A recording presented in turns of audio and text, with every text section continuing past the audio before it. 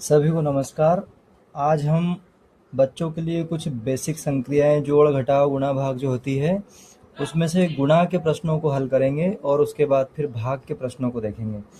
जैसे मैंने लिखा, गुणा में हम करते हैं, बहुत सारे बच्चे जो हैं वो गलती करते हैं बेसिक चीज़ों में, तो प्रयास करते हैं कि उनकी गलती ना हो, और वो कहाँ गलती करते हैं उसको देखेंगे। सबसे पहले एक प्रश्न दिया कि 345 में हमको गुणा करना है 5 का।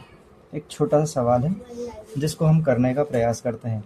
तो हम बच्चों को कहें कि पहले आप 5 का पूरा पहाड़ा लिख लीजिए। तो 5 एकम 5, 5 दूनी 10, 5 तिया 15, 5 चौका 20, 5 25।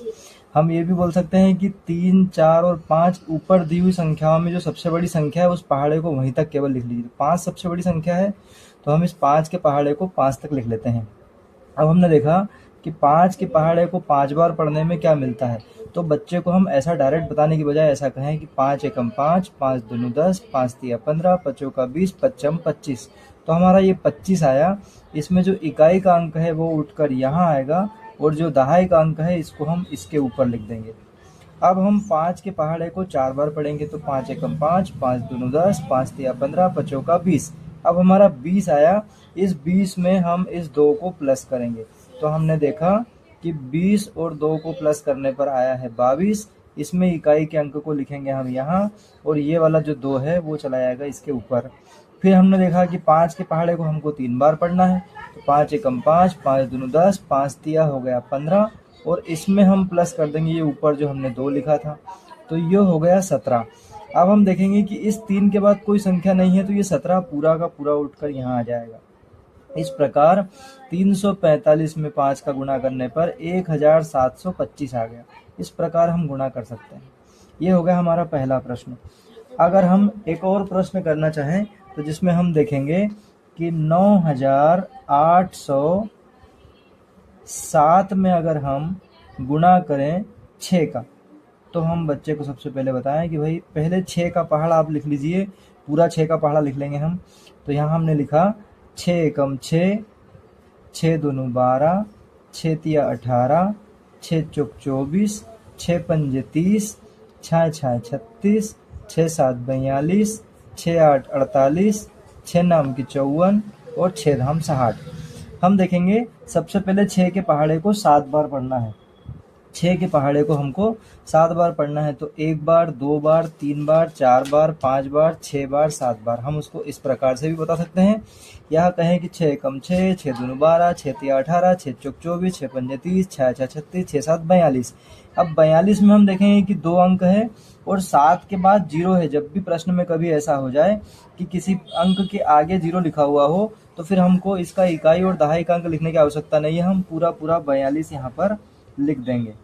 फिर हम देखेंगे इस 0 में हमको गुणा नहीं करना है, क्योंकि 7 छंग 42 का 2, हासिल का आएगा 4, फिर 6 शून्य शून्य और 4 4 ही हो जाएगा। तो हम इसको 0 को इग्नोर कर देंगे और 6 7 42 डायरेक्ट लिख देंगे। फिर हम 6 का पहाड़ा पढ़ेंगे 8 बार। तो यहाँ तक हो गया था 7 बार, और ये 8वें बार में हो जाएगा हमारा 48। पर यह 8 के बाद 0 नहीं है, 9 है। तो हम क्या करेंगे, 48 का 8 लिखेंगे यहाँ पर, और जो हासिल वाला 4 है वो इसके ऊपर आ जाएगा। फिर 6 के पहाड़े को 9 बार पढ़ेंगे। तो 8 बार में यह आया, 9 बार में हो जाएगा हमारा 54, और हासिल का है हमारे पास 4। तो 54 और 4 हो जाएगा हमारा 58। तो हम यहाँ लिख देंगे 58। इस प्रकार हम 9807 में 6 का गुणा करने पर 58,842 आ जाएगा। इस प्रकार से हम गुणा कर सकते हैं। ये गुणा के सवाल हैं जिनको हम आसानी से कर सकते हैं। उसके बाद एक और गुणा का सवाल हम देखते हैं। बच्चे जिस प्रकार ऐसे सवालों को आसानी से कर देते हैं, लेकिन अगर इसी प्रश्न को घुमा कर दे दिया जाए तो बच्चे अटक जाते हैं। जैसे यहाँ लिखे हम कि एक गमले की कीमत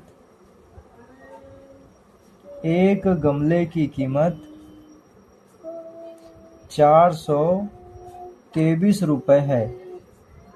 तो ऐसे ही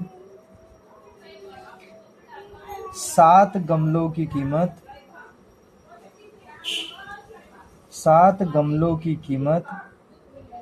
कितनी होगी।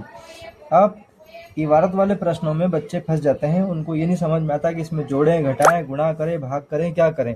तो ऐसे सवालों को हम हल करने के लिए ये बताएं कि अगर ऐसा मान लो कि आप एक चॉकलेट खरीदने के लिए गए और वो 2 रुपए की आई, तो ऐसी आपको 7 चॉकलेट खरीदना हो तो कितने रुपए की आएगी? तो वो दिमाग लगाएंगे, 2 और 2, उसके बाद 4, 6, 8, 10, 12, 14 ऐसा जोड़कर निकाल लेते हैं वो।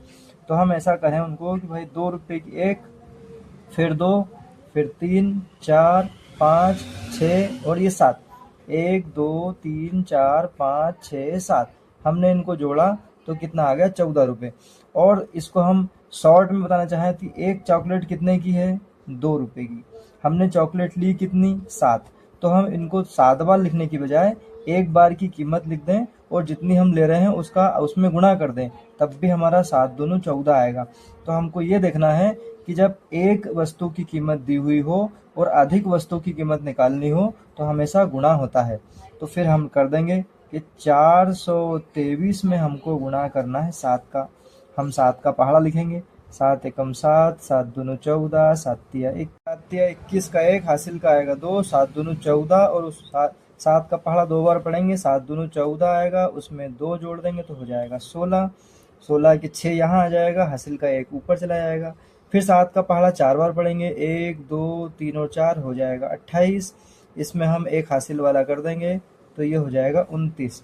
इस प्रकार हम देख लेंगे 7 तिया 21 की 1, हासिल का आया 2, 7 दूनी 14 और 2 हो जाएगा 16, हासिल का आया 1, 7 चौक 28 और 1 हो जाएगा 29। इस प्रकार हम कर सकते हैं कि 423 में 7 का गुणा करेंगे 2961 आएगा।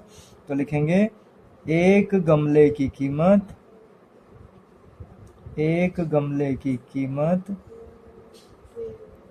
423 रुपए है, तो 7 गमलों की कीमत 2961 रुपए होगी।